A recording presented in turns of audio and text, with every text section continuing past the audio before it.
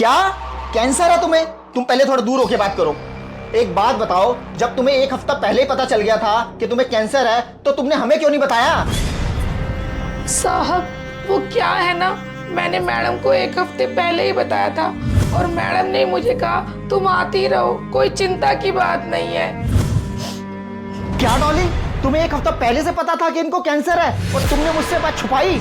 एक बात बताओ, इतना सब कुछ जानने के बावजूद तुमने इनको घर में घुसने कैसे दिया?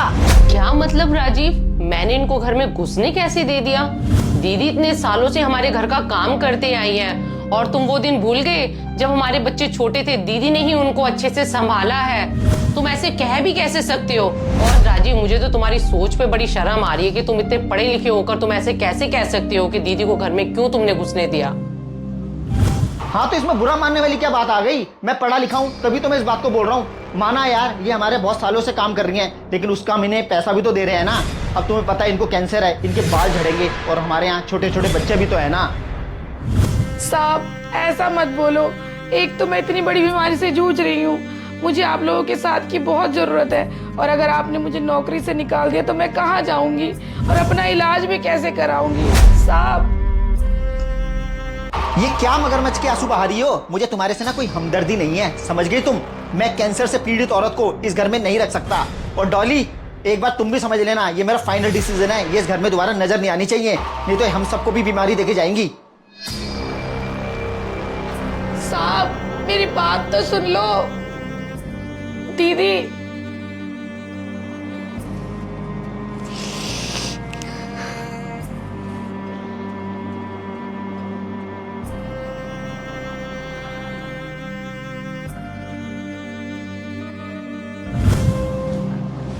आ गई हॉस्पिटल से? क्या आया माँ की रिपोर्ट्स में? राजीव, माँ को ना स्किन की प्रॉब्लम हो गई है। क्या माँ को स्किन की प्रॉब्लम हो गई है? हाँ। माय गॉड, कहाँ है माँ? माँ को ना मैंने ना दूसरी वाली बिल्डिंग में शिफ्ट करवा दिया है और तुम टेंशन ना लो, मैंने माँ के लिए एक हेल्पर भी रख दिया है। दूसरी वाली बिल्डिंग में शिफ्ट करा दिया माँ को? क्यों, ऐसा क्यों किया तुमने? राजीव, तुम्हें पता है स्किन की प्रॉब्लम बहुत ही खतरनाक होती है। अगर माँ इस घर में रहेगी तो स्किन की प्रॉब्लम हमें भी हो जाएगी, बच्चों को भी हो जाएगी। तो माँ का दूसरे घर में रहना बहुत जरूरी है, तो इसलिए मैंने माँ को दूसरी बिल्डिंग में शिफ्ट करवा दिया है। यार तुम्हारा दिमाग तो नहीं खराब है? एक तो माँ के साथ इतनी बड़ी प्रॉब्लम हो गई है, माँ को तो इस टाइम पे हमारी जरूरत है, तुम ऐसा कैसे कर सकती हो?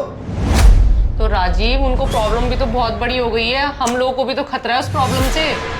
यार क्या हो गया तुम्हारे दिमाग को यार? इस टाइम पे उनको हमारी बहुत जरूरत है। एग्जैक्टली राजीव, तुम बिल्कुल सही कह रहे हो। मुसीबत के समय सबको अपनों की बहुत जरूरत होती है, जैसे कि इस टाइम मम्मी जी को हमारी बहुत जरूरत है। हाँ बिल्कुल ठीक, मुसीबत के समय अपने ही तो काम आते हैं। यार वैसे जब तुम्हें ये बात बहुत अच्छे से पता है, फिर तुमने मम्मी जी को दूसरी बिल्डिंग में क्यों शिफ्ट करा? अच्छा राजीव, तुम्हें इस बात का एहसास है कि मुसीबत के समय सबको अपनों की कितनी जरूरत होती है? और तुमने सरिता के साथ क्या किया? उसको कैंसर था, उसको हमारी कितनी जरूरत थी और तुमने उसको धक्के मारकर बाहर निकाल दिया।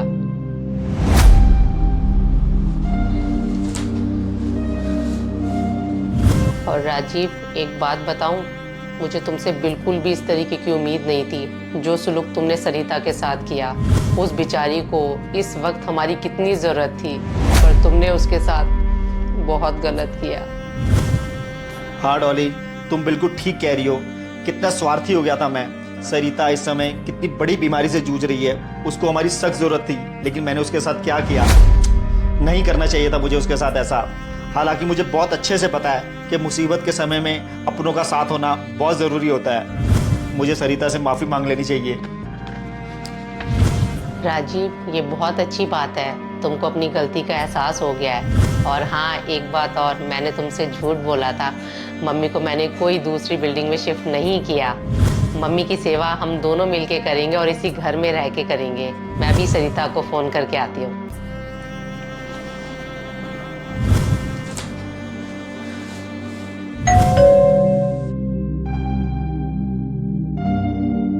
दीदी जी आपने बुलाया?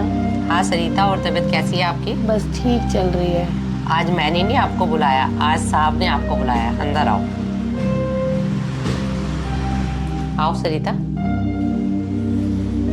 सुनो, सरिता आई है। अरे सरिता, सरिता, वैसे तो मैं माफ़ी के लायक नहीं हूँ, लेकिन हो सके तो प्लीज़ मुझे माफ़ कर देना। आज जब मुझ पर बीती है तो मुझे पता चला है कि दुख के समय में अपनों का साथ होना कितना ज़रूरी है। सरिता प्लीज़ मुझे माफ़ कर देना। साहब जी, आप मुझसे माफ़ी मत मांगो। सरिता, मुझे पता है तुम बहुत बड़ी बीमारी से जूझ रही हो और तुम्हारी आर्थिक स्थिति बिल्कुल भी ठीक नहीं है। इस टाइम पे हमें तुम्हारा साथ देना चाहिए। सरिता, तुम अपने आप को अकेला मत समझना, क्योंकि तुम इस परिवार का हिस्सा थी और इस परिवार का हिस्सा रहोगी। तुम्हारी बीमारी का पूरा खर्चा हम मिलकर उठाएंगे सरिता। और सरिता, कल से तुम काम पर आ जाना।